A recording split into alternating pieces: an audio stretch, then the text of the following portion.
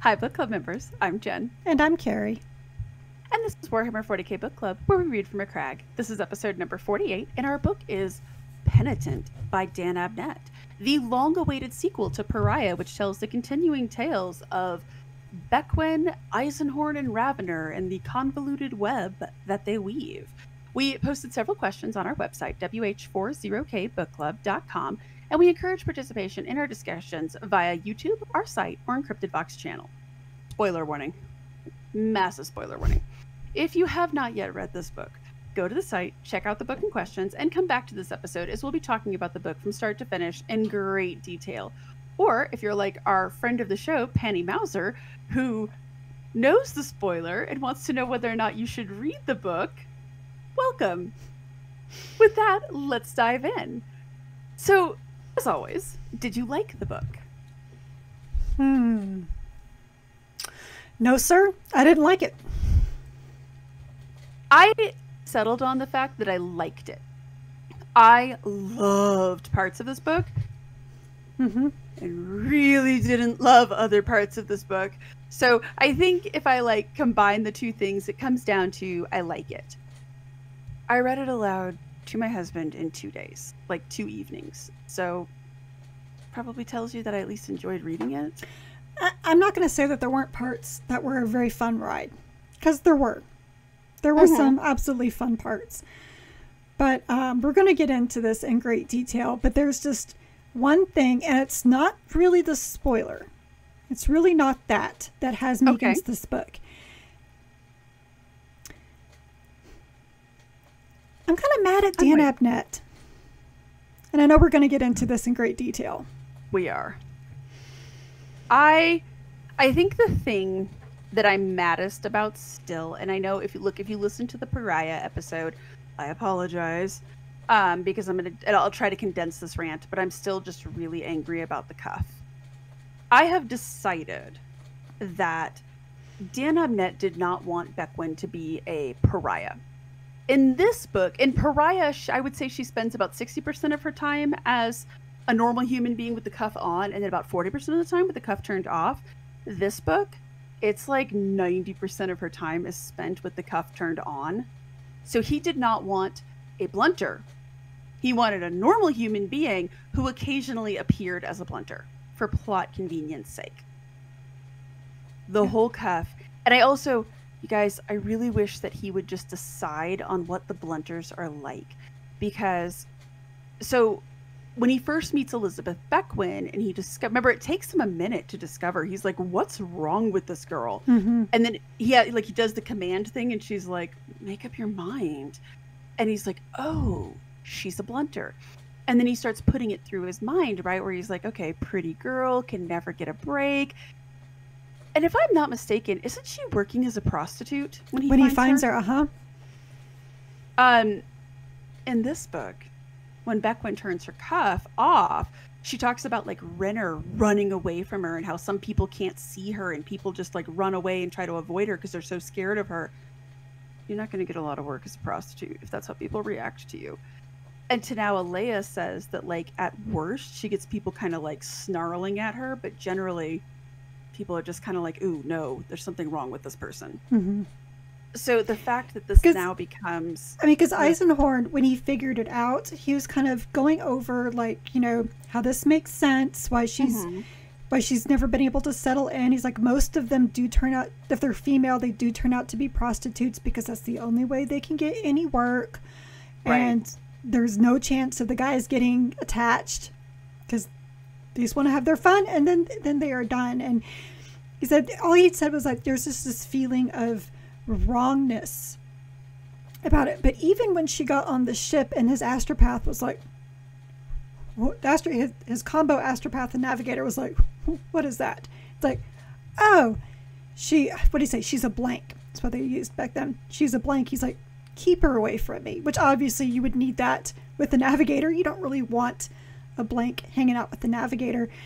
But if she was really as bad as this Bequin appears to be, there's no way she could even get onto his ship. No. And in the last book, when she describes how the warblind can't see her if her cuff is turned off, at first I was like, oh, maybe there's some like weird psychic thing going on there. That's and what I guess I I didn't. That's what I thought. There's some psychic thing. There's like some psychic thing going on here, but no. She just talks about how like, oh yeah, when my cuff is turned off, mostly people ignore me, or they're terrified, or they run from her. Like, just it's a lot of inconsistencies. It's so much inconsistency, and yeah. So that's my big, huge rant, and we'll have more rants, I'm sure. But let me ask you this: was this worth an almost 10-year wait? It's hard for me to say because I didn't really wait 10 years. But it's really hard to ask that because, like, so when I got into the Harry Potter series, for example, I didn't get into it until the fourth book. So I had, all 4 of those at once, and then I had to wait for the 5th. And so, but I didn't wait 10 years. You waited like a year or 2. I think so. I think at one point it was like 3 or 4 years between books, but it wasn't 10 years. And most of the time they were worth the wait. I remember my dad bitching because he didn't get into the books until book 6, that he had to wait 2 to 3 years for book 7. And he just could not have it. Never done it before. Just couldn't do it. So in a way, it's kind of like, because you were kind of like me, Harry Potter, like you never read it, but I'm saying like the analogy here. You were like me, you've read it, you had to wait for the new one. And so even though we reread it, you might have had a little bit more like anticipation for the second one.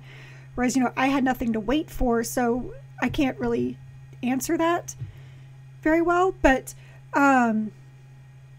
considering I'm not a huge fan, I don't think so.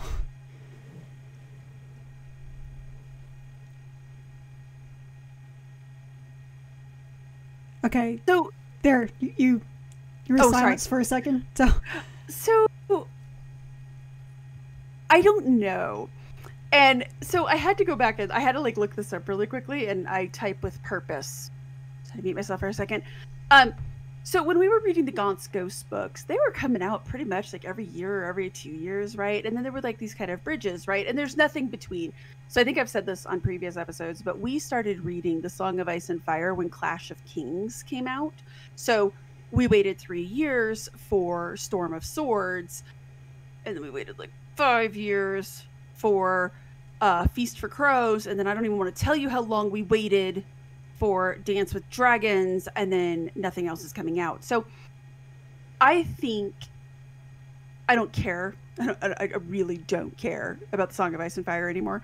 But I think that kind of burned me on this one. So when I was reading it, like there were parts of it where I was like, really good. But one of the chapters that I hated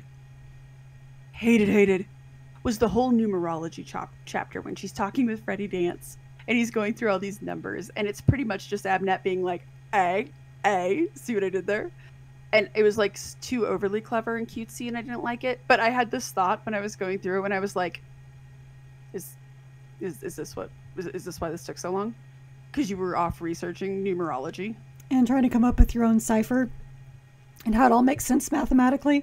The thing is, when I got to that part, I was actually, at first I skimmed through it because I was like, I really don't care. I just like, what's the answer? But then I told myself, no, actually go and read it. Try to follow along and understand, because there's going to be some random thing in there that they're going to pull out of their asses, either at the very end or in the next book. So I did read it. I did have trouble following along because I almost think that some of it was overly complicated for the sake of being complicated. Yes. To throw you off so that you wouldn't be able to totally follow along and keep everything perfect. I think maybe yes, and also to kind of show how fractured Freddie Dance's mind was, because he, like, okay, so it's on page 277. Now keep in mind, I'm reading this aloud to my husband. I can't imagine reading this part aloud. Oh my God. So when I get to the second chapter, when he's like, and of course you can have longer and shorter versions, 5 equals 101, 27 equals 11011. Like, at that point, my husband was like, are you kidding me with this? And I was like, try reading it aloud. Like, I was like so over that at that point. And there was another portion in there that like sent me through the roof. It is the petty hill that I'm gonna die on about it because it like just pissed me off so badly.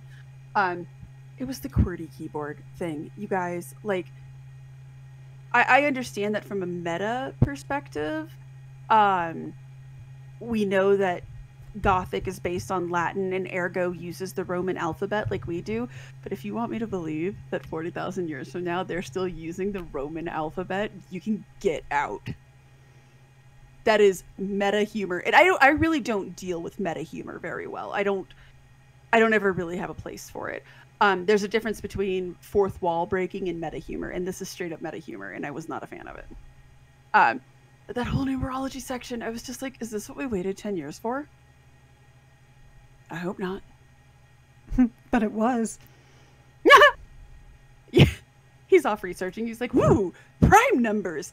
It kind of reminded me of, and I think I've told everyone that I read a lot of romance novels, and my mother reads a lot of like cheap mystery novels. Mm-hmm.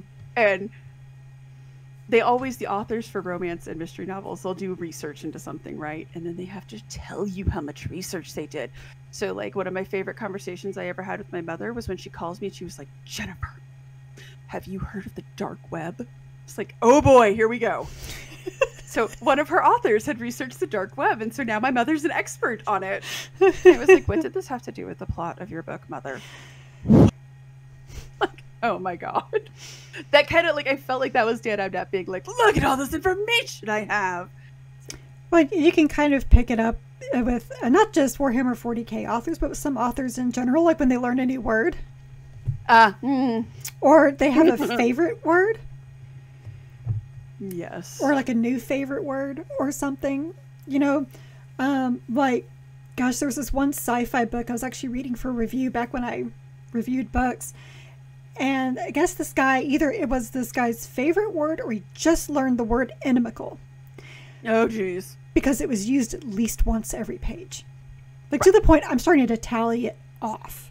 Because it's just not a very common word to say to begin with. But then to use it so much. I was like, get a thesaurus, man. Seriously. Oh, along those lines, for people keeping up at home, because if you've listened to our podcast, you know one of my big complaints is how often the word curvy or curvaceous is used to describe Kara Swole. Not a single time in this book. The curvy or curvaceous count is at 0. There was one voluptuous. There was one voluptuous, but I'll allow it. So, okay. Generally, we try to structure our questions and our conversation so that we start from beginning to end, but I feel as though we have to jump to the very end, literally the very end. It's the last line of the book, so that, because this is going to be the elephant in the room, or the custodies in the room, as you would, and will color the rest of our conversations. Haha, color. Color. Hey.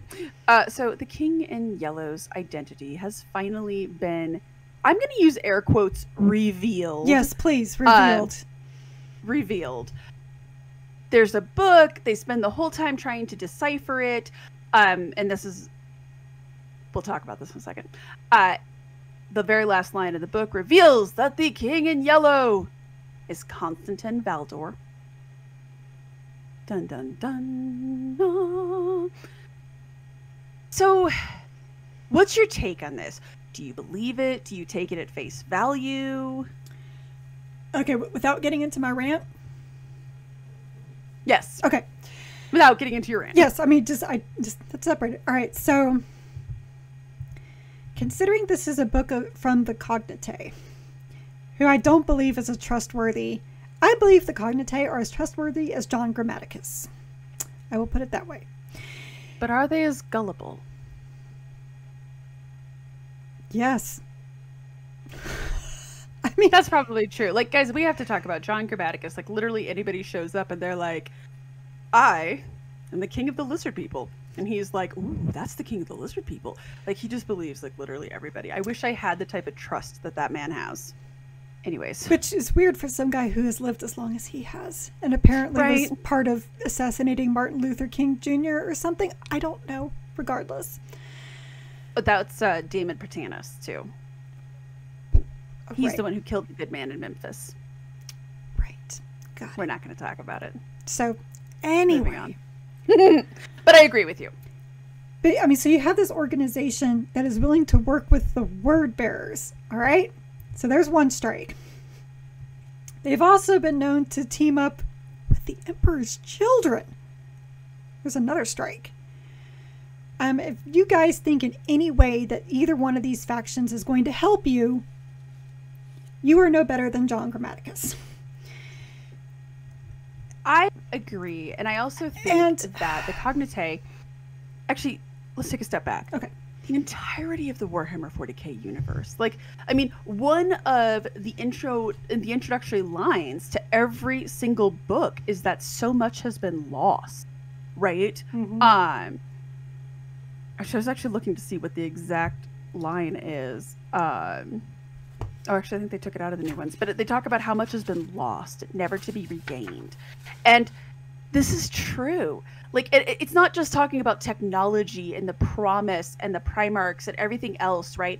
It's talking about information and knowledge. And nobody in these books, and we're going to talk more about this in a second, nobody in these books really has the clear full picture, right? Except maybe arguably Reboot. And even Reboot has, like, holes because he wasn't everywhere. And he doesn't really know what's happened in the last 10,000 years since he's been asleep while you were sleeping. It's a fun movie, by the way. Anyway. It's an underrated rom-com, actually, and I don't like rom-coms. But they, like, nobody has the full picture. So first off, the Cognitae, maybe they just got a name and they put this down here. Also, the book is like this thick, and it's all a cipher. Right now, it's possible that Constantine Valdor is that whole cipher, but it also could be Constantine Valdor is still continuing the Emperor's work, or Constantine Valdor knows where some other guy is. Like, it could be a whole message, right? And because remember that they're rushing, and he just gets that beginning piece there. Or, so I don't know that I trust it. And also, I mean, keep in mind that the literal red herring. I can't trust the Cognitae. This could totally be a red herring. It could totally be a red herring, and it could be so many things. And it also could be that, yes, Constantine Valdor is doing something, because he disappears after the heresy. And one of the things for the longest time is that it was rumored he was still working for the Emperor, like out somewhere beyond. Yeah, probably with the other king in yellow, Dorn. Right. Yes. But like, part of me was like, you know, he could just be like still doing like a mission. He could have got, I don't know. There's so much going on here that my first reaction was, ugh, and I threw the book down and I walked away, and then I stayed up all night thinking about this.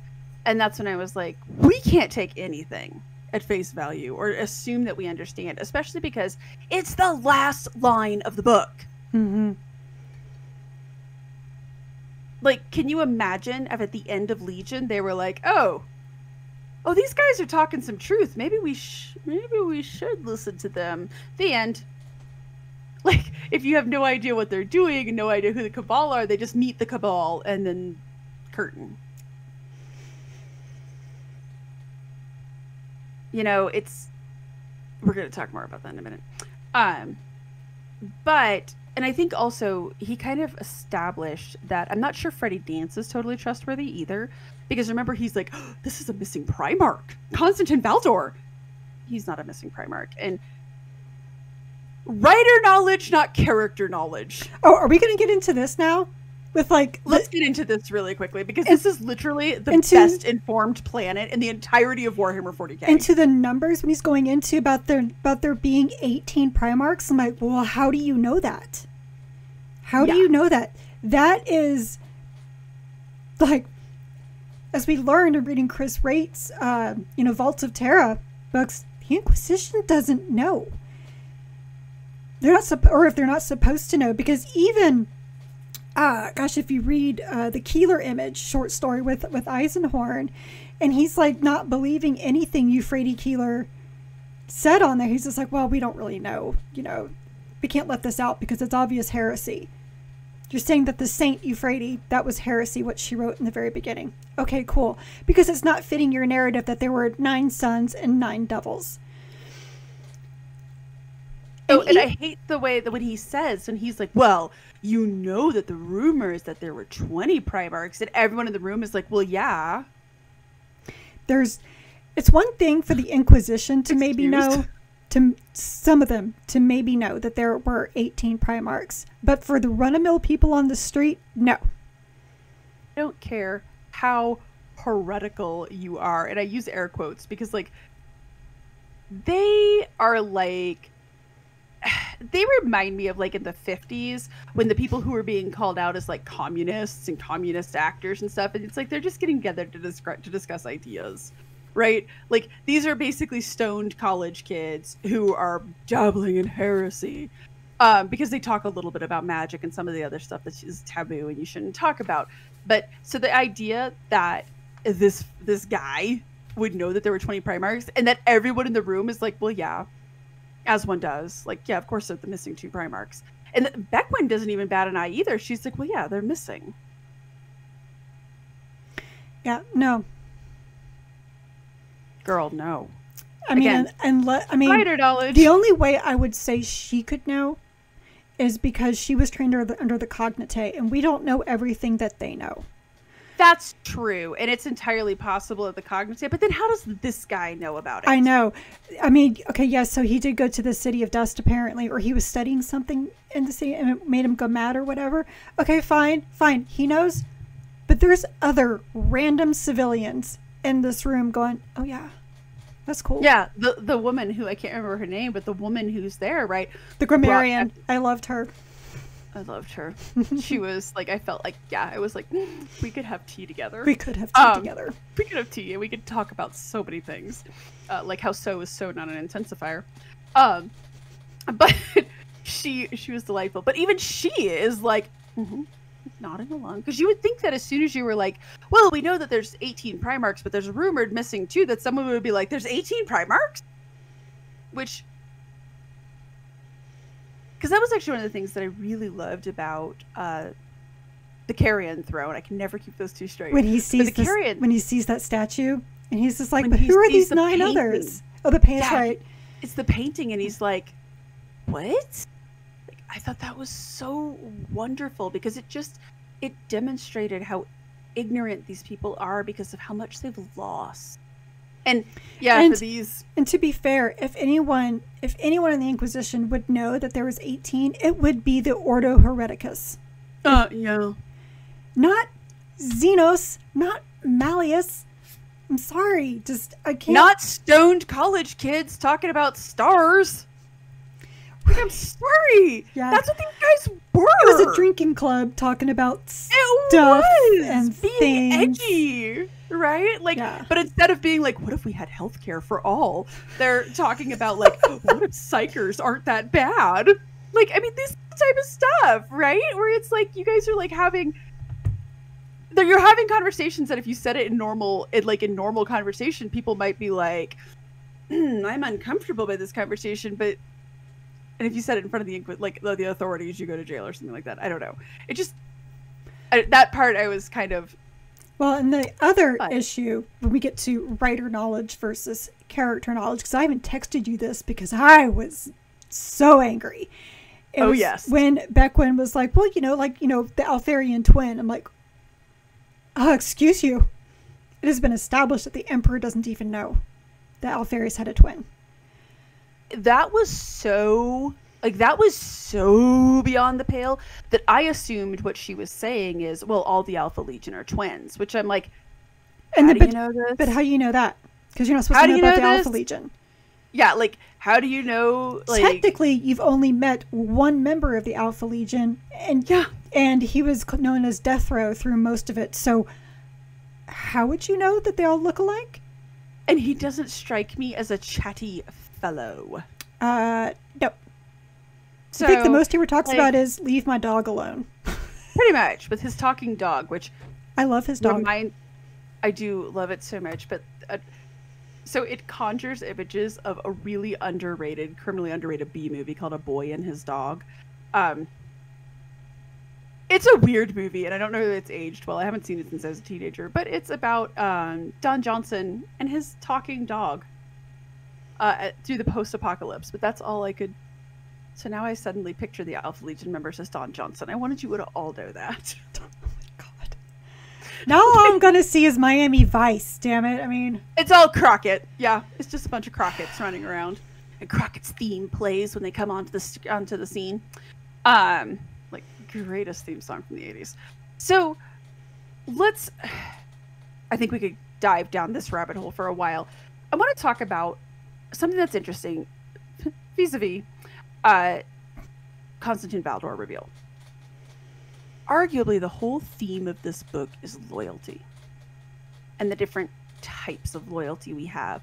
You have Eisenhorn's brand of loyalty, which is, I'm going to use this phrase and not mean it for the Tau, but kind of for the greater good, right? If it means having to deal with some chaos stuff to ultimately save mankind, totally.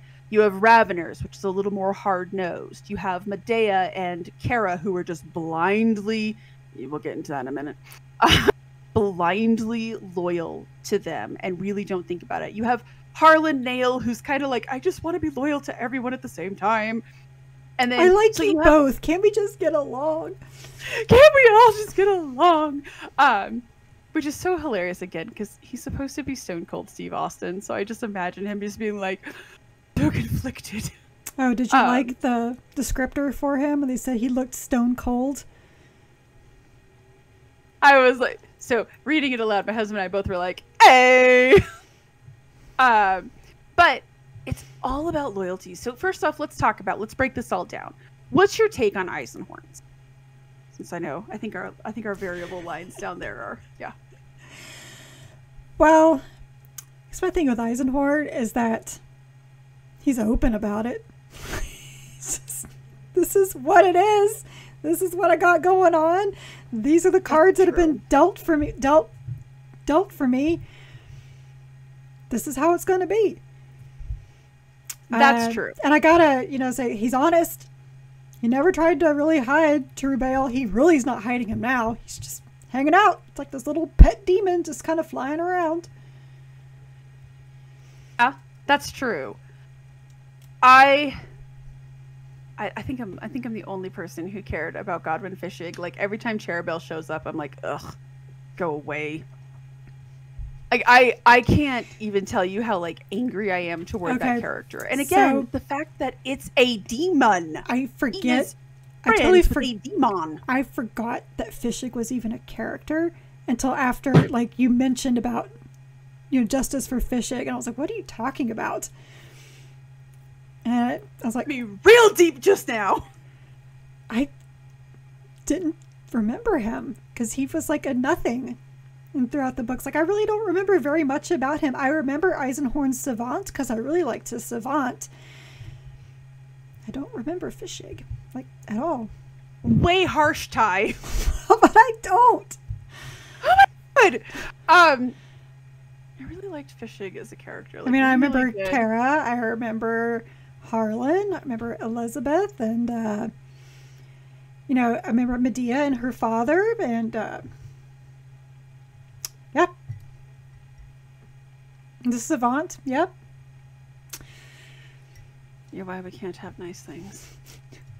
I don't waste my time on characters that don't matter.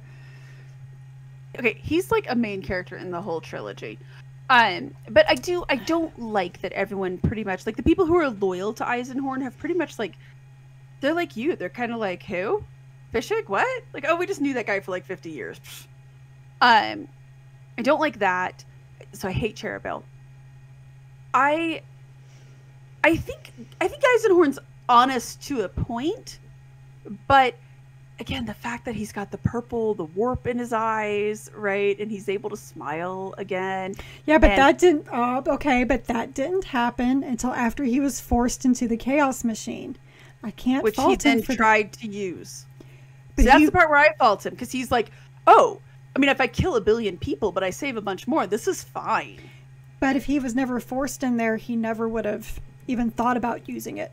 And it's one of those things that when you don't know, but when he's forced in there, you're in that position and you're constantly bombarded by chaos. It's real. I mean, I can't fault him for listening to the song. I mean, I know it's the whole thing's like, oh, you shouldn't do that. Well, but you don't know, you're not in that situation. He's being forced to have basically chaos and the warp washed over him. I think anybody would have faltered. He actually was able to pull himself back and get out of the machine. Yes, he's now marked for it. Yes, he can smile again. Which I think that was just something Abnett just wanted to happen. Like, I can't have this stone faced dude running around. Yeah. The fact that he still has a demon, and that, look, he can't let him go. Well, and like, here's the thing with the Alpha Legion, and I know I said this about Pariah, and I'm going to say it again. Could you pick two less trustworthy, more duplicitous people? You've got a guy from the Alpha Legion who, look, I'm sure he's as loyal to you until he won't be. And because his loyalty is probably first to the Alpha Legion. So he's just kind of following you to keep tabs on you, I would imagine. Same with the demon. Like, the demon's super helpful until he's not. Like, you can't... And the fact that Medea... Well, actually, I can't fault Medea, because I did think it was very interesting that Medea is loyal to Eisenhorn, unquestioningly. But then Ravener has Kara, who is loyal to him unquestioningly. Like, they both have these... Even though Kara was with Eisenhorn, you know... Right. I think, like... But the fact that they both have these kind of, like, these father-daughter, sister-brother relationship with them, where it's like, this is, like, basically at this point, this is a person. Like, with Kara, I feel like Kara especially really feels like I need to take care of Ravener. Like, I think she feels some duty to him, because I'm surprised she's not dead. Yeah. And he probably got her out of prison. And I mean, that would keep me loyal too. Knowing that I should have burned at the stake somewhere like a witch and he stopped it. Yeah, that's where my loyalty is going to lie now. Totally fair. Ravener, I have to say that, like, at the end of the book, I was like, you two deserve each other. Like, just go off somewhere. And, like, when they started having their fight and then they took it to the Psyker plane, I was like, ugh, good, just stay there. That made me laugh. I laughed pretty hard about it because I liked the idea when they were just like, we can't physically talk to each other anymore. We gotta go somewhere else. Take it outside. Again, I just feel like these two deserve each other. But, so what did you think about Harlan? So Harlan, because you and I talked about this, kind of going back and forth, because while I do see things from Patient's point of view, that he just switched sides, well, that's so easy for her to say when she's only been with one Inquisitor. An Inquisitor who, she doesn't know but lied about what happened to her sisters, by the way. One of those very interesting things about Patience, because I actually love Patience. I always have, and I really liked her in this book. But, like, that is one of those things where I always do kind of want to lean in. But I did like the revelation when she was like, look, politics and personality aside, I'm here because I'm loyal to the throne.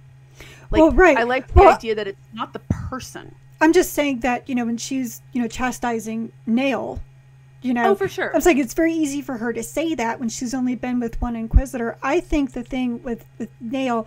To me, Nail makes sense to me. I know we talked about this, and it's because he was with Eisenhorn for the first 3 books. Well, at the end of the 3rd book, Eisenhorn disappeared. There was nowhere for Nail to go. So it made total sense when we got Ravener that Nail would go with Ravener. Well, at the end of the last Ravener book, he was really not doing very well after the... No. I don't remember if it was the demon or if it was the Tyranids that got... his girlfriend, who was like the niece. It was the niece of Ravener's fiance. Yeah, that's all nice and convoluted. But because he even said, because he was taking her spear or her sword, I don't remember which it was, and was going to take it back to her people. He was leaving. All right, fine. And at the end of the book, we knew Kara was in jail. Patience, I don't know. And Ravener had his title stripped and was basically, he no longer could use his psychic abilities. He was just kind of confined in his box, and he was working in an inquisitorial position as kind of an administrator. So that, because Harlan needs somebody So when he hears that Eisenhorn is out and about again with the Magos, it makes sense that Harlan goes out with him. So it makes sense that Harlan is still with him. Now, he believes Eisenhorn is dead. Right. And he doesn't even want to go to Ravener. It's Beckwin who talks him into it. So he finally goes and was just like, God, I really don't want to, you know, I'm here because I got nowhere else to go. And he's very honest about that. So when Eisenhorn comes back, because seriously, we all knew he was going to. I don't think, there's no way you can read this book and believe that that killed Eisenhorn. There's just no way. It was really just a matter of when and how he was going to appear. Like, it may not have been this book, but he was going to come back. So it doesn't surprise me that when Eisenhorn came back, yes, Neil was going to go back, because that is who his original loyalty was always with. And he only went to Ravener, and there was nowhere else to go. Right. I think the thing that disappointed me is that when he puts a gun to Patience's head, right? Like, you kind of get the impression that she wouldn't calm the fuck down. That's her biggest issue. Her biggest issue, I think, was that, and this is the implication that I took from it too, was that if Eisenhorn would have been like, "We're done with these, kill them all," Harlan's doing it. Whereas, like, and she, like, especially when Beckwin was like, "Oh, he was really sad that you died," and she's like, "No, I wasn't." Kind of. I did like at the end, though. I do like that Beckwin's basically like, "You guys are such a shit show. Like, there's so much drama here that I like the idea that now she has Patience, she has Renner, she has Comus Nocturnus, right? Like, she's basically creating her own badass team that isn't as tainted and doesn't have all of this history, right? Where they're like all of this emotional baggage. Because between Ravener and Eisenhorn, I think you could fill Grand Central Station with just the baggage. The baggage and the hypocrisy of them both. Oh, that's why I said at the end of the book, I was like, you deserve each other. Just go off. And that was like one of the things that I remember. So when Beckwin's basically like, here's me and my crew, I was like, oh, good. The adults have showed up, which is really funny because Beckwin's like super young. But like, yeah, Eisenhorn and Ravener need to go off, have a little kumbaya, figure their stuff out. And then the adults will go off and like actually tackle the real problem. I liked that idea, even though like Renner, I think, is kind of fulfilling that Medea/Kara role. I think he's just sticking with the one person who cared about him. You know, he didn't remember who she was. Mm-hmm. So, but to me, my whole take on this is they go through all of this loyalty. And I think it was metaphorical is not the right word, but definitely foreshadowing to be like, I've now dropped Constantine Valdor's name, but as I just spent an entire book showing you, loyalty is a very convoluted thing. And it's not cut and dry. So I like the idea that like everything you think is going on here, there's more to this story with Constantine Valdor, which is the other reason I didn't take it at face value of just like, oh yeah, evil king. You know, and especially with Ravener, he's there meeting with the Eldar. It's like, you are of the Ordo Xenos. Like, this is like going against everything. Everything. I was just in shock. I was like, you know, I figured you were the black and white one, and Eisenhorn was the gray one. And now you have gone gray, and yet when Eisenhorn shows up, you dare accuse him of being a rogue? I'm like, excuse me? Hello, pot calling the chair black? I mean, I don't know what else to... No, it's 100% true, and I totally agree with you. But I think that's also kind of like leading you up towards this Constantine Valdor reveal, because it's like, oh, like Constantine Valdor, especially after reading Chris Wraith's Valdor book, right? Like, this guy is as loyal as they come, and he's pretty black and white, right? Because he's a Custodes. So I don't think Abnett read that book. I have to agree with you on that, which is a shame because it's a really good book. But I kind of liked that the whole time you're like, yeah, Ravener. And like, I was totally team Ravener. Like, he's towing the line and he's actually saying, what the shit? Why are the Eldari here? Like, I was so taken back. I was, as the children would say, I was shook, because I did have this moment of like, what are you doing? And yeah, I think it was kind of preparing you that, look, not everybody, again, loyalty is a very loaded word and a very strange thing. And in the world of Warhammer 40k, well, I think it's also not only this theme of loyalty, but it's this theme of morality and what's morality right. Also in there.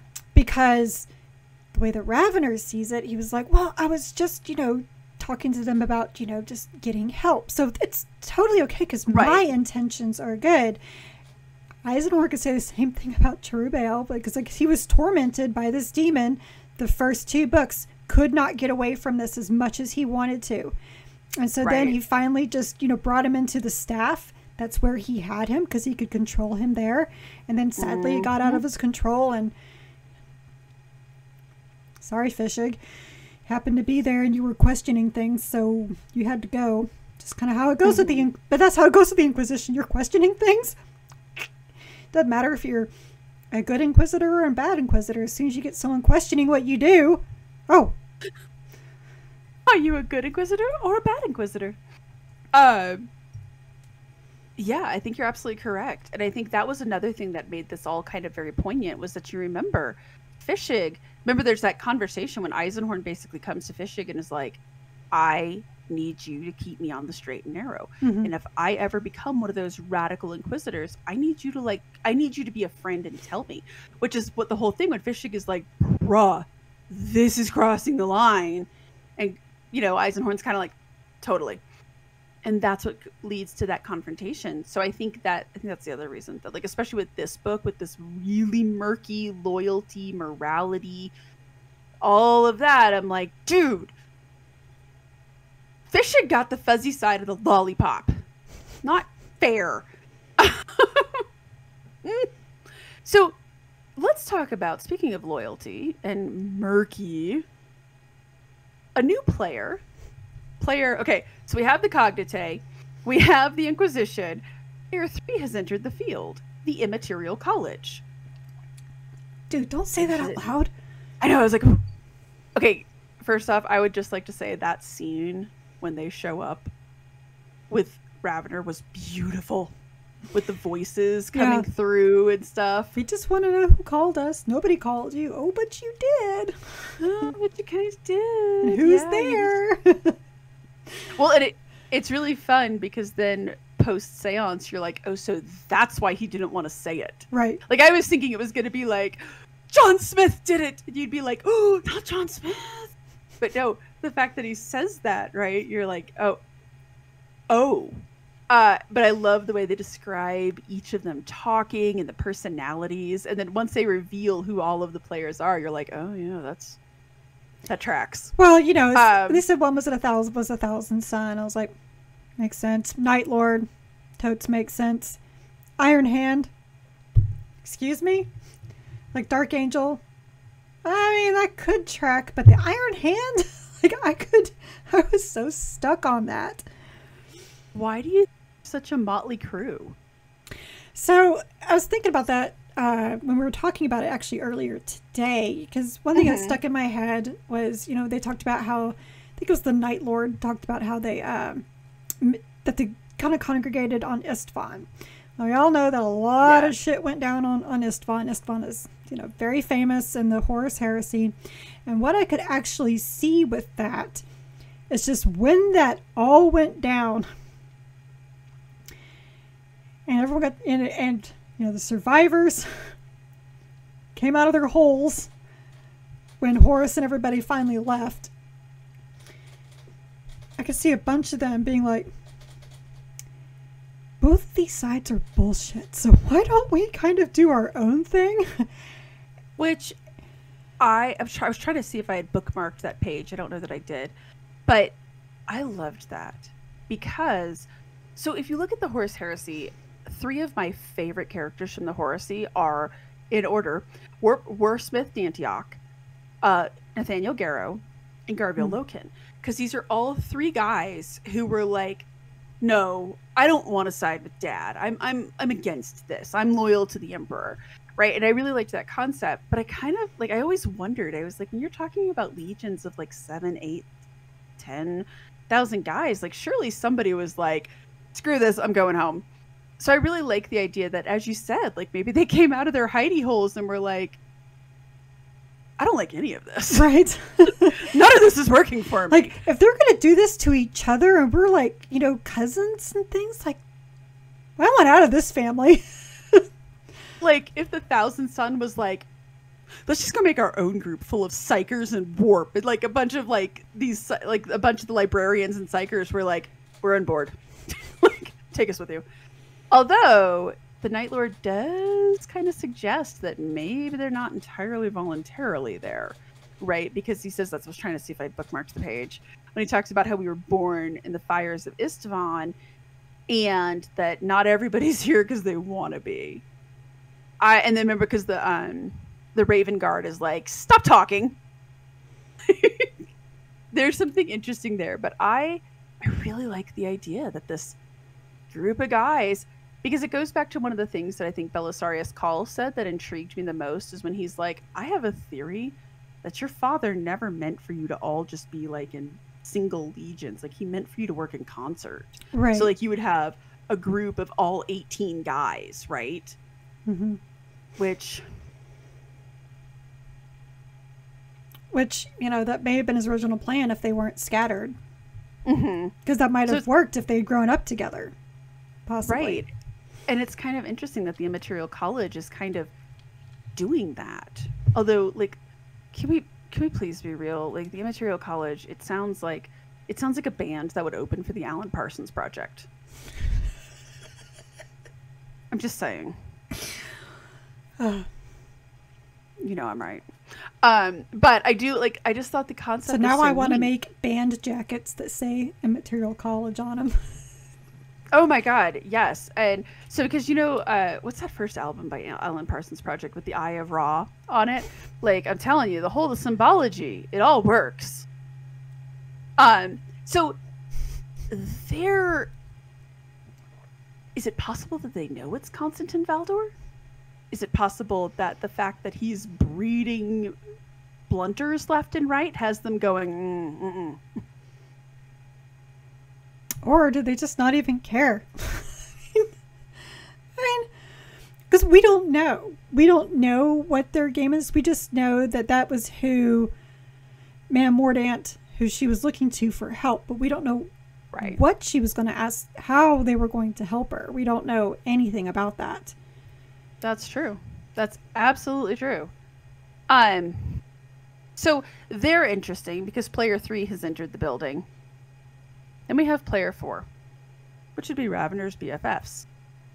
They have upped the stakes mightily.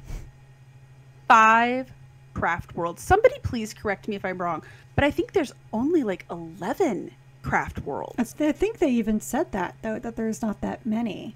There's not that many. So this is like at least half of the craft worlds mobilizing for the King in Yellow, which I found this to be gilding the lily, because at this point, I don't think 5 craft worlds mobilized for when Abaddon moved on Cadia. And that's like a big problem that like really did affect the Eldar and like the rest of the universe.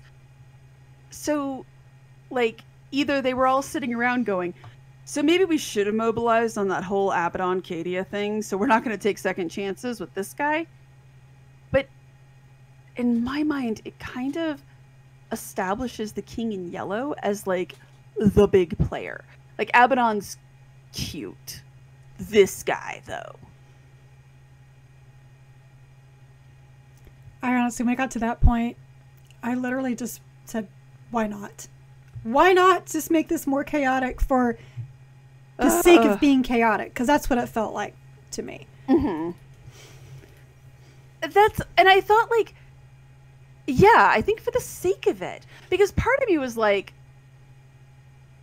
is this necessary? Like, I believed that the King in Yellow was a threat without 5 craft worlds moving on it. And I guess it feels like an unnecessary time clock, right? Like, we have to finish this, like, quickly. Why? Because 5 craft worlds are mobilizing. Oh, okay. Maybe we were just taking it at a leisurely pace previously. But, so, what do you think, again, the Eldari, not huge fans of blunters. What do you think this suggests about what he's doing? I don't know. Like, I no idea. Like, none of it made any sense to me whatsoever. They know who it is? Do you think they know it's Valdor? Are they Farseers? I don't know if they would care if it was. So I was trying to think about, because again, and somebody please correct me if I'm wrong on this. I don't think like all these craft worlds mobilized for Abaddon. So like they would have had to have seen something worse than the destruction of Cadia, which again, there's something worse. It's kind of like how I'm always talking about, like, in the light of a lot of the Horus Heresy novels, like, what in God's name did those 2 missing Primarchs do to be killed? Right? Like, again, they would have had, because the Eldari don't do anything without the Farseers being like, this is a problem. So, like, what do they see that's so much worse than Cadia?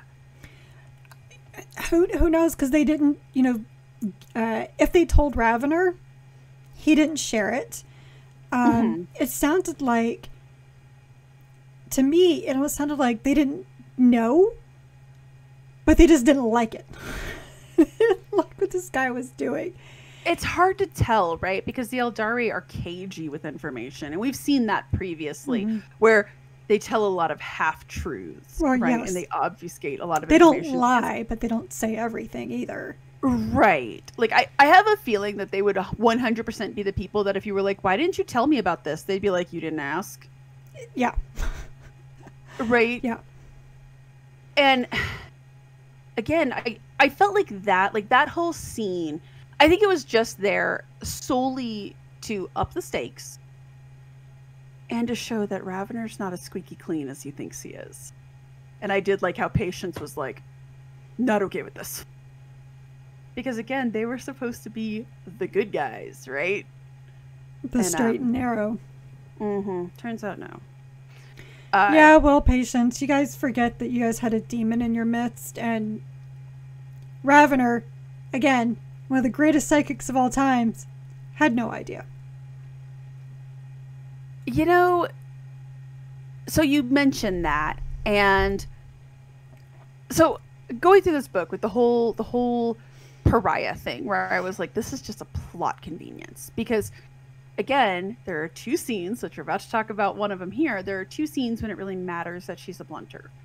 And so really at that point, it's just a plot device. And my first thought is, I was like, ugh, I don't remember him having this many plot devices. But then we were talking about Ravener, and I was like, oh, actually, that like whole book is like plot device. Because again, you have demon in your midst, and those 2 people who he's like, oh, these guys are fine, and then they betray everybody, and he's like, because he put together what we put together as soon as these people like walked on a ship. Before they walked on the ship. Right. Like, yeah. Again, plot convenience. Well, it's the same thing with his blunter that he had on staff. I don't remember the name of his blunter, but he didn't have a cuff. He had a collar. And, that Zale was able to wear him. Oh, I hated that. God, I hated that. But then again, if the collar was off, apparently if the collar's on, yeah, you can totally just take him over. I guess. Yeah. I'm not digging it. I'm not digging it. I'm not buying it. Still, and that's still one of those things that I'm like, because again, it feels very plot devicey. Maybe that was just him establishing that in that book. Possibly. So what do you make of the City of Dust? We've got this beautiful, symmetrical building place filled with cloned blunters, filled with the warp being kept at bay. Like, there was so many interesting details going on in here. What do you make of the city? I know I keep saying this, but I don't know. It's And it's mostly because we didn't get very much in it either. You know, and the one thing they kept saying, they're like, you haven't been processed yet. Like, it's very hard to come in here and experience all of this without kind of going through everything. So very much like indoctrination was my take on it. That's what I thought too.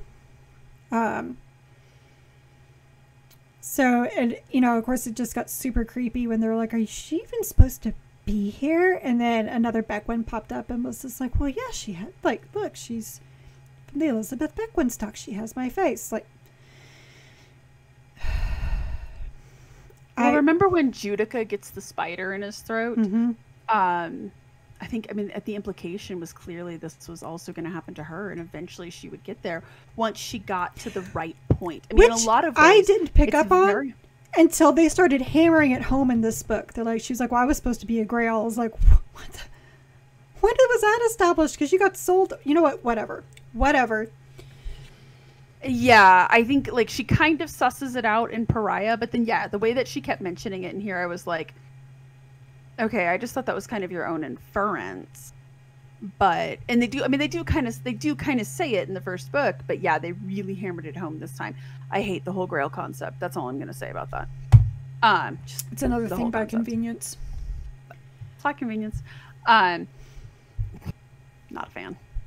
But yeah, like, there's all these clones there who are all clearly, like, in military, like, they're clearly, it reminded me a lot of, like, aspirant training for the Space Marines, right? It's like, you have to go through all of this stuff, and then eventually, right, which I guess maybe that's what he needed the Cognite for, was to breed all of these guys and make them, I don't know. All right, here's another, this just dawned on me.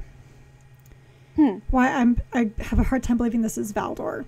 So one of the things that the Cognite was doing, that we really got into with the Megas, was the whole determination of enuncia, the unwords.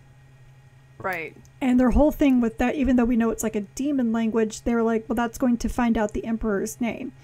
Right. Why would Valdor have them working on that when he most likely knows the Emperor's name?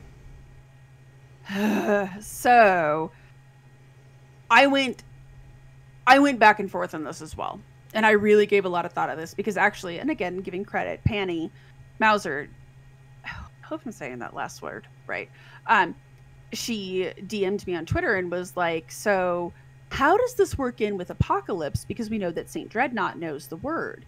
And I was like, that's a good point, because Abnett didn't read that either. Yes. I'm salty. Very salty. And it's mostly about the author. It's really nothing in this book. It's about the author. But we'll get into that. Salt with your salt, madam. You know I'm right. Yes, actually, I do know that you're right on that one. But the answer is I don't know. I don't know if it's that maybe Valdor never even knew it.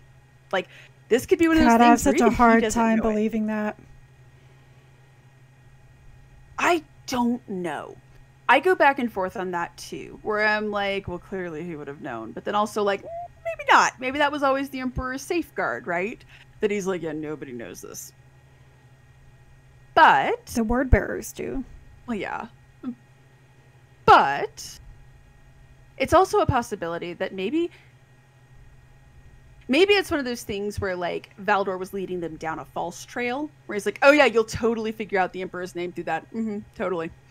And, like, keeping them distracted on something else. Or maybe it's entirely possible that Valdor went off to do something. And here's where part of me is thinking about this, and I'll explain that in a second. But maybe it's like he went off to do a thing. Maybe it was at the Emperor's behest, and then was like, you know what? I kind of like this place, and I kind of like what I'm doing, and I really just kind of have my own thing going on now. And maybe that's his failsafe. Maybe his failsafe is, I need to know this information. But then again, I feel like Constantine Valdor could have done that on his own. I don't feel as though he needed the Cognite for that. He doesn't strike me as the type of person who would want to send gophers after that. No. That's right? That's not his style. No, like, absolutely use the Cognite as a breeding program. That's definitely not something that Valdor would want to deal with, right? Like, that's what you hire gophers for. Like, go for the breeding program. Go for bringing me blanks. Not something like the Emperor's Name. But again, so here's the part that really catches me. The fact that they have these blood angels there who are all experiencing the Black Rage. So my first thought is I was like, what if in the wake of the heresy, because remember they say that after Sanguinius is killed, a bunch of the blood angels go berserk.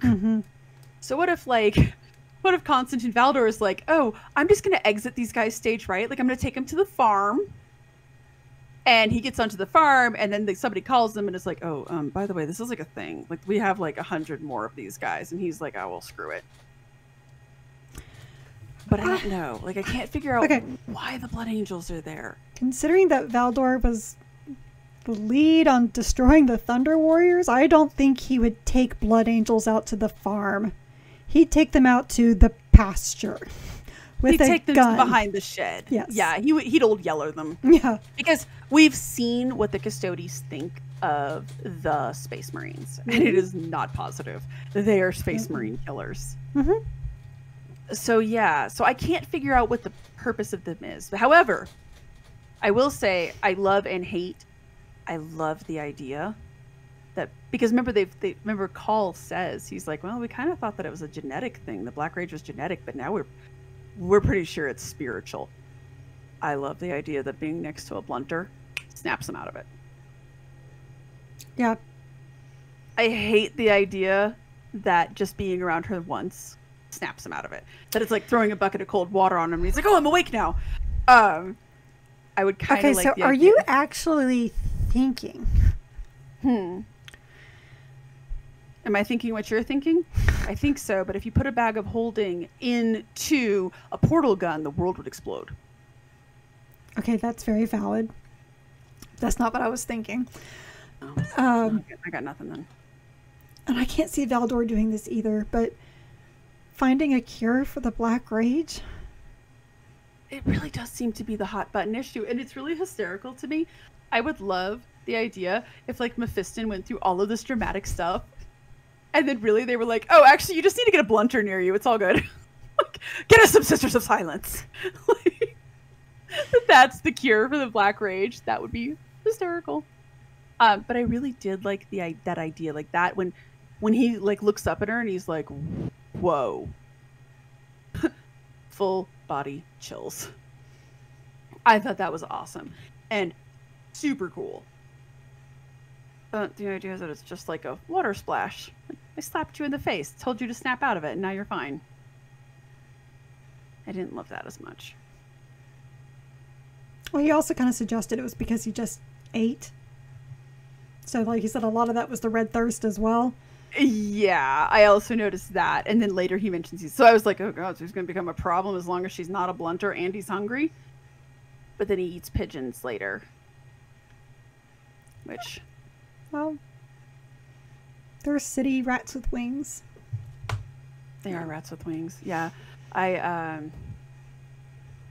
can't think of his name. Oh, it's Louis. Louis from Interview with a Vampire says hi.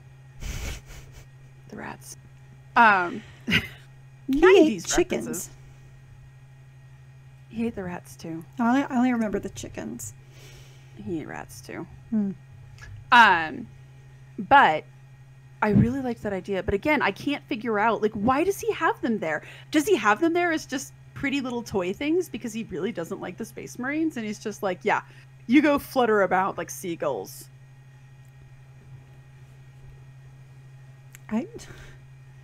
None of it makes any sense.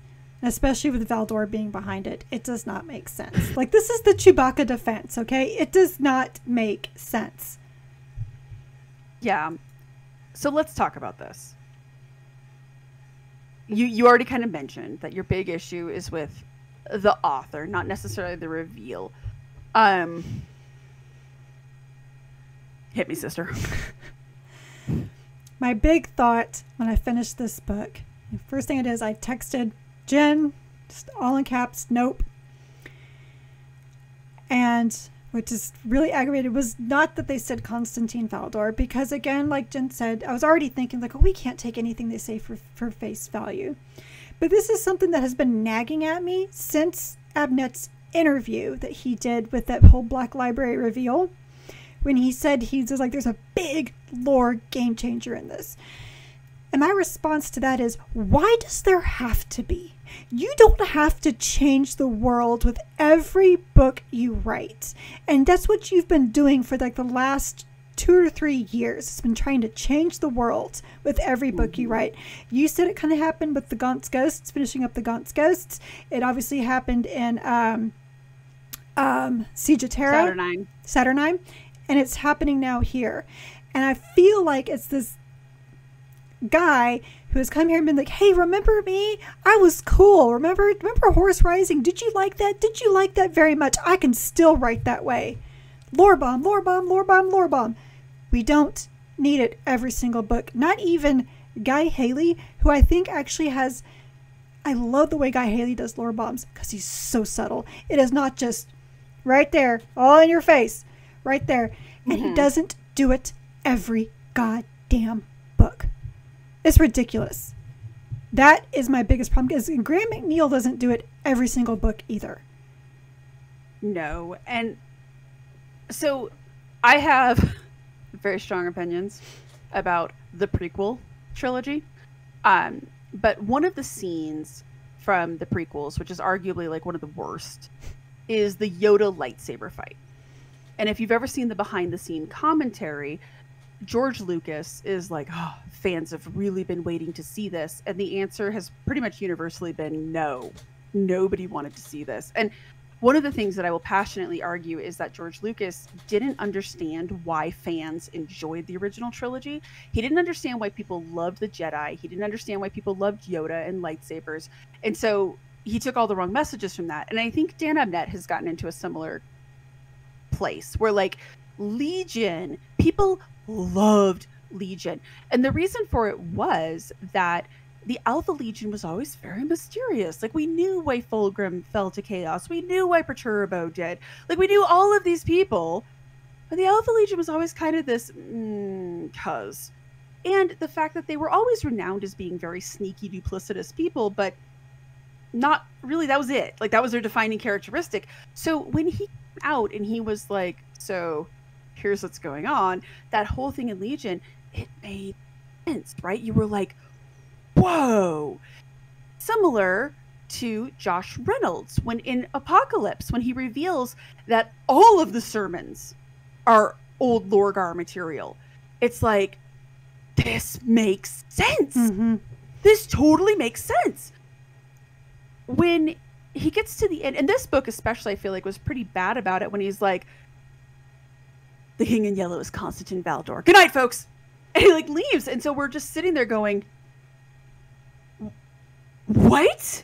And your joke that you made is that we just get to wait another 10 years to find out. I think he doesn't understand why, like, lore bombs. And I have to admit, yeah, when he was like, you're going to wonder how they let me do this. I'm wondering how they let you do this. I really am. They let you do this because you're Dan Abnett, and I think you've taken advantage of it. Yes. And I feel as though, so for a long time, Dan Abnett, like, mass respect, total respect. Some of my favorite books in the Black Library, in fact, one of my favorite books of all time, is written by Dan Abnett. Like, the guy, he was the guy for like a decade. He was the backbone. And for a really long time here, you may feel free to at me on this one, but for a long time there, him and Graham McNeil were like, there were them, and then there was like everybody else who was writing for everybody, and they were the cornerstone. And he wrote so much, like, he's laid the foundations and he built the house, but then he went away for several years, and you got all of these really talented authors in there like Chris Raitt and Guy Haley, who have really been moving the lore forward. And of course, ADB, I'm an unabashed ADB fangirl. Like, these people who've been moving it forward and doing all of these great things. And I think you're right. I think rather than Dan Abnett being like, so proud, I'm so proud of what they've done with what I built, he's like trying to come in. He's like the grandfather who's coming in to show that he can totally do a kickflip on a skateboard. Cool story, bro. But did we ask?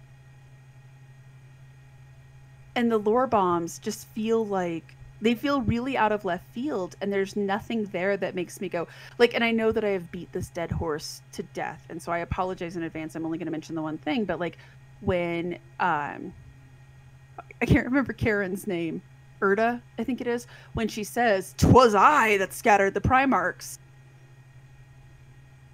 Nah, B, we already saw that happen. And it could just be that John Grammaticus is like a gullible guy and this lady's just crazy. But it wasn't one of those lore bombs where you're like, oh, this totally explains everything. Like with Legion. Right. Here's another... Thank you for coming to my TED Talk. Here's another good lore bomb that's done in a very tasteful way that's actually fitting with the narrative that the new guard has been setting. And that is the death of Uriel Ventress. Graham McNeil is not coming in here and being like, blowing stuff up. He's like, can I move Uriel into this new world too? And that's fantastic. So learning that he's going to be, that he is now a Primaris Marine, that's amazing. He's not going in and being like, oh, you know what? Marnius Calgar killed. Right. It's Calgar turns out Alpha Legion all along. Right. Or God, can you imagine that? Oh my God. You're absolutely correct. And actually one of the things that, so he just did a recent short story called The Labyrinth of Lost Souls. He does an interesting little, but what if a Primaris wakes up and goes berserk? And it's because the Belisarian furnace, and I imagine it's because of the trauma suffered from going through the Primaris, like the Primaris process, which sounds so brutal. The Belisarian furnace kicks off. And it's interesting story because it basically, I read it last night. Yeah, so you know then that like typically we've seen the Belisarian furnace go off and it empowers these space marines to do these triumphant last stands. This pretty much suggests that like they're like this far from being a Khornite berserker at that point because they are just in murder mode, which is interesting, right? It's very interesting that, you know what, the Belisarian furnace is really super cool, but there might be a few bugs in the software here. Software because it's in, anyways. Again, that's a really interesting way to do not a lore bomb, but like a tweaking, right? And I feel as though Guy Haley and Chris Raitt have also, like when the Thunder Warriors, Chris Raitt, when he explains the whole purpose of Valdor, I would argue, is to explain why the Thunder Warriors get exited stage right. Where he's like, these guys were unstable AF. Right? That's very interesting. Well, I guess one lore bomb you could say that was in there was when it's revealed that the person who invented the whole process of being the Adeptus Astartes was a woman named Dr. Astarte. You know, so that was... Right, because that's in Belisarius Call when they go through all of that. And like, it wasn't just the Emperor doing this by himself. Right. He had top men that guy, he helped develop the Black Carapace, but it was Valdor who actually said Astarte was a person, and by the way, it was a woman who ended up. They say that in Belisarius Call too. I don't remember that at all. They talk about Anna Astarte. I don't remember that. I just remember them talking about. Well, but even then, that's still a lore bomb. That's just kind of like, hey, look, this is who did it. That was all big news and big information. And my favorite gag, and I finally remembered what it was, is when they talked about land. And they were like, he would hate to know that they named the Land Raider after him, that it's Land's Raider. Hilarious. But like, those are how you do really good lore bombs, because you're not really bombing it. You're more of just fleshing this out. And again, much like the Legion plot twist, you sit there and go, this makes sense. Right. Much like Apocalypse, you go, this makes sense. This is out of left field. All this is, and I would argue the same thing with Saturnine as well, is that is throwing a wrench in the lore just to do so. And you know, and we both say this as people who have been reading comic books for like a really long time. That to me is very comic booky. And I hate it when they do that in comics. I hate it. Because you know what always happens in comics? They retcon it and go back to how things were. They do retcons. They do reboots. People come and back that's to why life. You can do that. You know, I mean, right. DC has just done it. Like their whole redone after the death metal source wall shit. I don't know how else to put it. It has literally gone back to everything it was before Rebirth. So, as I was telling a friend of mine, we were both into DC Comics, we're like, wow, so just throw away everything you've read for the last 3 to 4 years or even longer. That's what happens to this stuff. Well, and like I was totally on board with the New 52, and then they just were like, nah, never mind. And that's why they can do that kind of stuff. And comic books do it all the time, right? Where like, oh, you thought it was this? No. It was really this. Yeah, all along. Yeah. Why don't you ask Marvel how well it went to have Captain America actually be an agent for Hydra? The answer is it failed, and that guy no longer writes for Marvel. He lost both of his writers. Like he was writing Captain America and he was writing Falcon, and he lost them both. Yep. Because, you know, maybe you want to be edgy and everything. People don't like chaos for the sake of chaos. No matter what you think is a good idea, nobody likes it like that.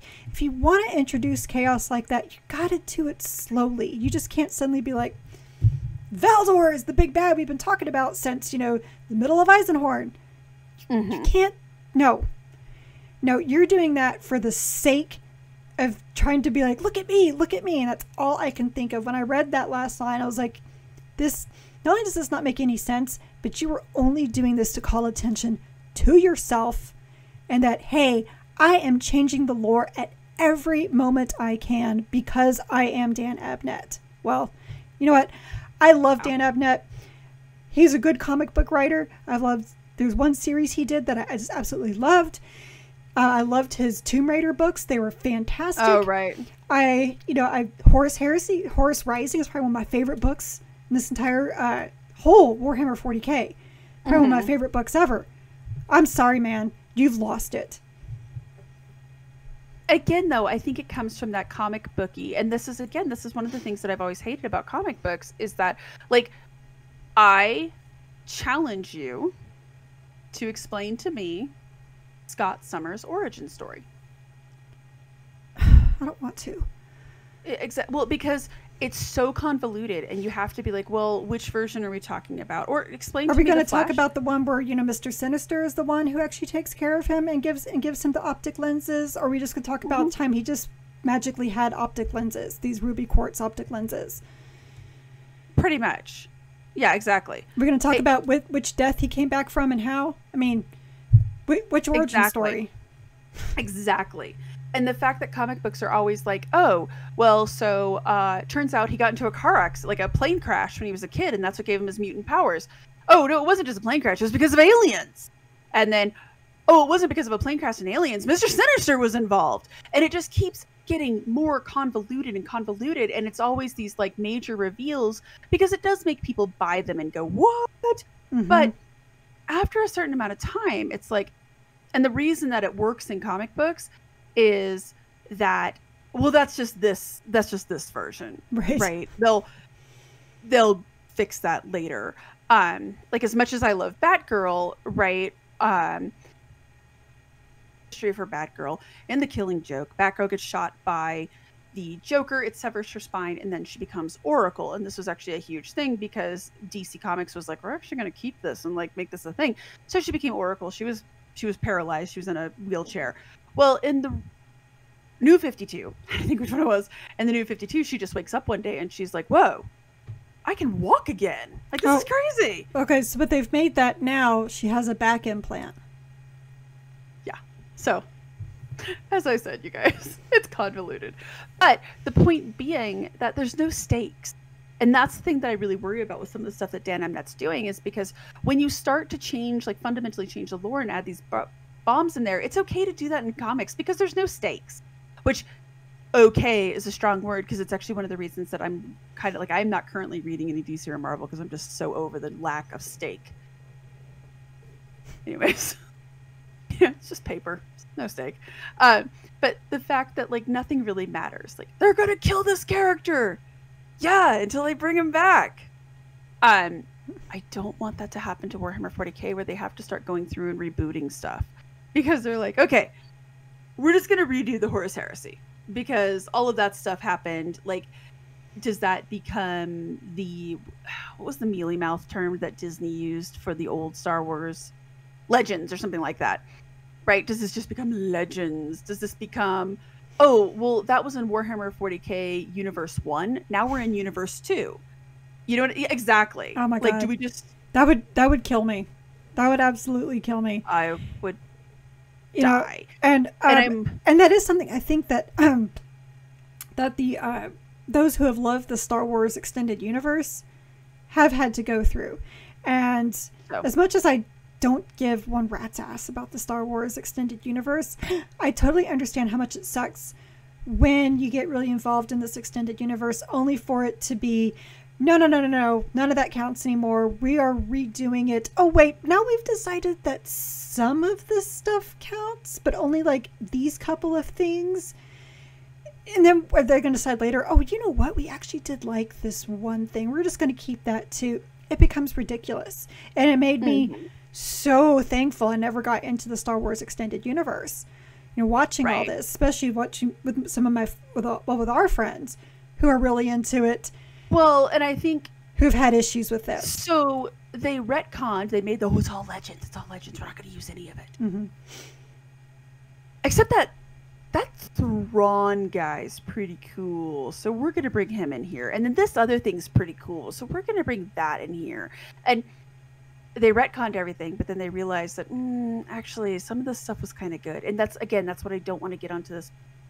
I'm just worried, you guys. I'm so worried. And you can sit there and you can be like, well, it's not going to happen to Warhammer 40k. And yet, like, I think people thought that about Star Wars too, right? Like, I think everybody thought that those books weren't going anywhere for good or bad, right? Like, I was one of those people who would just torch the entirety of the Star Wars expanded universe just to get rid of the Mandalorian trilogy. Or Talon Card. Again, feel free to at me on that one. But, like, there's just... With Marvel too, I would torch a bunch of stuff in Marvel if we could just go back to one continuity. Just one continuity. It makes it very more interesting. And again, I just worry that this is, like, as you said, just like, I'm cool, I'm hip, I have the 411, I'm jiggy with it. Like, it's totally exactly. Yeah, pretty much. Like, I feel like it's him trying to, like, when I use slang around my kid, like when I use the word yeet around her and she's just like, and I'm like, yeah, that's how bad you sound. But it's like he's trying, I don't like it, and it's just frustrating. And it's not that I fear change, I'm just like, no, because we were fine with change when Cadia blew up. We got Guilliman out. Oh, okay, we are on board. This is kind of fun. Right. And I think, again, the thing that I can't get away from is that he's basically propped up Valdor as being this huge figure that needs to be dealt with. And I hesitate to use the word big bad, but when you have 5 craft worlds mobilizing, that's a big bad. And the thing that upsets me so much about it is that they spent all this time going to make Abaddon basically make his entire, like, history be a giant Xanatos gambit, right? Like, where it's like, oh, I'm sorry, you thought that those Black Crusades failed? Was never his goal, you guys. He was destroying the pylons, which my first reaction was kind of like, what? But then when I started reading it, I was like, oh no, this works, because now Abaddon is no longer Phaladon. He's now a very real and frightening presence. And a lot of the books that we've been reading have been moving toward this, and I feel as though this just had, like, it's like, I don't even know how to describe it. It's like the car that just comes out of nowhere and drives Abaddon right off the road, right? Where it's like, whoops. At the same time, though, Abaddon. The other thing I keep reminding myself is that this all happens in the past. This is, like, nowhere near the turning to the 42nd millennium. So in a way, none of this matters. That's another thing, right? You're absolutely correct, because we don't have years anymore. But do you have your copy of the Magos nearby? I don't actually. Okay, because there's a timeline in that has the exact year that both Eisenhorn and Ravener arrive on this planet. Right. And that is true, actually, how to find back when. Because we really don't have, like, I don't have off the top of my head. And I guess maybe that's what it is. Like, maybe the 5 craft worlds, they mobilize to take out the King in Yellow, and then they realize, oh, that was really not a threat at all. So when Abaddon's like, I'm going to destroy Acadia, they're like, sure, Jan. You know, like, we got fooled by that once before. But still, I think you're right that it's like, this takes place in the past. If it takes place in the current timeline, if it takes place in the past... Well, we know it doesn't take place in the current timeline because Eisenhorn said how old he is. And for him to be in the current timeline, he would have to be, like, close to 600 years old. That's true. That's true. And I do tend to I do forget that this does take place way in the past. But then again, I guess that does make this all just a giant shrug. Yeah. Cool. Stuff happened, I guess. Which just makes, you know, throwing a lore bomb out like this just kind of more pathetic.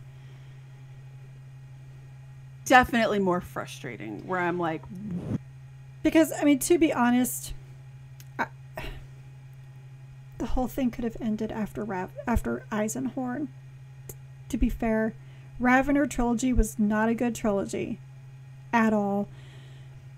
Agreed. The Beckwin stuff, I don't like clones, so but no, this to me never. I mean, that was so out of the comic book realm to introduce clones, because that's what it always comes down to in comics is clones, and then aliens, and then anyway.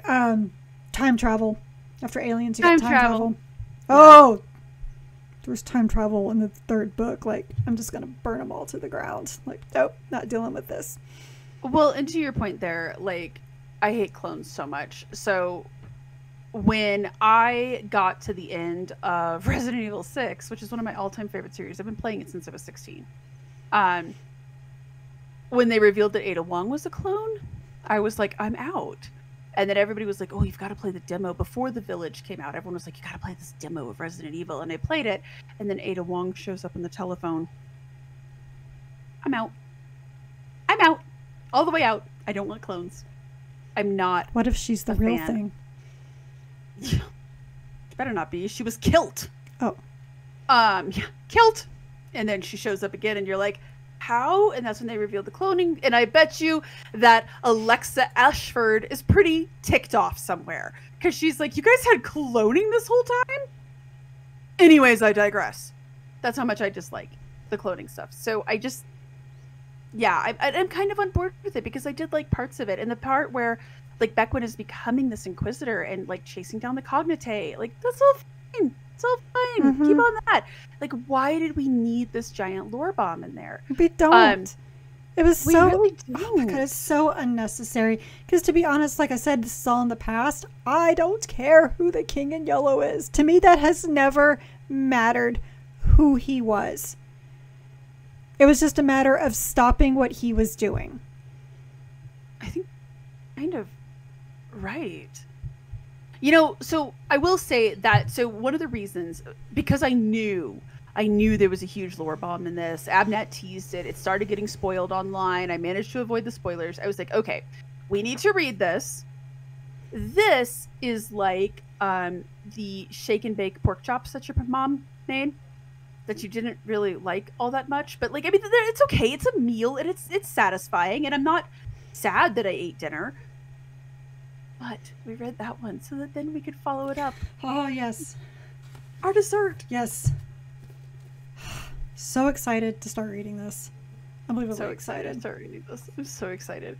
And I think, look, even if you're okay with the plot twist and everything, and I just realized that we've gone so long on this episode, even if you're okay with the plot twist, like I'm good on intrigue for a while. I just want to get back to some Space Marine shooting stuff. Where I know there's not going to be a huge lore bomb in it. Watch there be one and we're going to be like, oh, damn it. I trust McNeil, though, because McNeil does seem to... I read the foreword in the beginning of the book, and I think he's just so happy to be writing Space Marines again, and especially Uriel Ventress. Like, so excited. And again, this is like the third shout I'm going to give to Panny Mauser again. But she actually tweeted at me. It was like, confirmed Pasadius is in the book. And it was like, oh my God, I'm so happy. So, I don't... Could it be a real Uriel Ventress book without Pasadius? I mean, let's be real. We had the one. No. Okay, but he was in jail. That's a slightly different. Oh, and that was at least actually that was the worst book. That was book 5, right? That was the worst book. Yeah. Sorry, Graham. It was the worst book. Not my favorite book of his by far. It was the worst book. Especially when you compare it to in like the trilogy, in that 4 and 6 series. When I say it's worst book he's ever written, I don't know if I've read one worse, but it was the worst book in that series for sure. So anyway, before we digress into something else, yes, so, want to take us out? Yeah. So you've listened to the Warhammer 40k book club episode regarding Penitent by Dan Abnett. Be sure to join us for our next book, Swords of Calth by Graham McNeil.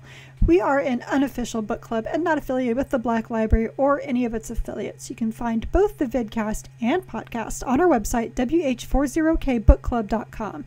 If you like this episode, please like, subscribe, give a review, and all those things to the vidcast on YouTube or the podcast on anywhere you get podcasts.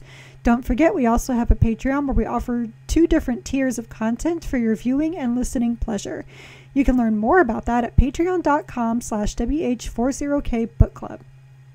Our site also has articles about adventures and reading other Warhammer 40k books and short stories outside of the book club books. So please stay a while and read from a crag. Good night, everybody. Oh yeah, I'm Al Ferris. I have the mug to prove it.